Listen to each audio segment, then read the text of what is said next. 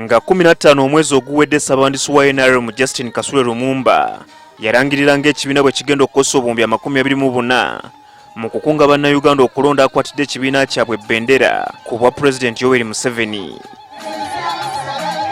Okuva kino lwe kyalangirirwa, abakulembeze mu disitulikiti wamu n'abakwatidde ekibiina Bendera naddala ku bubaka bwa Paalamenti bazze bakola embalirira y'ensimbi ze beetaaga okuggusa ensonga. Kumpi buli Museveni gy'awenjezza akalulu, abakwatidde ekibiina Bendera babadde bamusaba obudde obw'enjawulo okuteesa ku nsonga omuli n'engabanya y'ensimbi zino wamu n'obutakkaanya bwe balina. Ensonda enneekuusifu mu kibiina zitutegeezezza ng'abakulembeze b'ekibiina mu disitulikiti ezisinga be basabye ensimbi wakati w'obukadde 600 n'akawumbi okuwenja akalulu. Ate ababaka abamu abava mu kitundu ky'etteeso akwatidde FDC Bendera Patrick Oboy Amuriat gy'asibuka kigambibwa nti buli omu yasabye obukadde 200,000 okukunga abalonzi okulonda Museveni.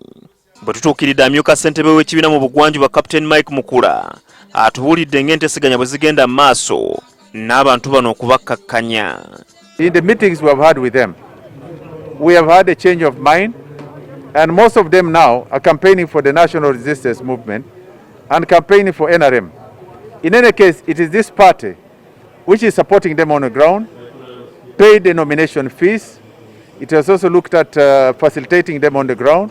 Because you cannot be a member of an organization because of a resource or because of money, because you want to be facilitated.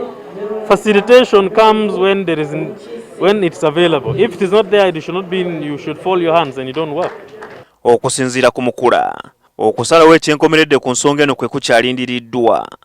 I think that the president will, as a flag bearer and the party, will examine their request. Not that I will speak for the party now, but it is something that they have presented to the president and it will be reviewed. Kyokka amyuka Ssaabawandiisi wa NRM Richard Todwong akalambidde nti ekibiina tekirina nsimbi bano ze basaba.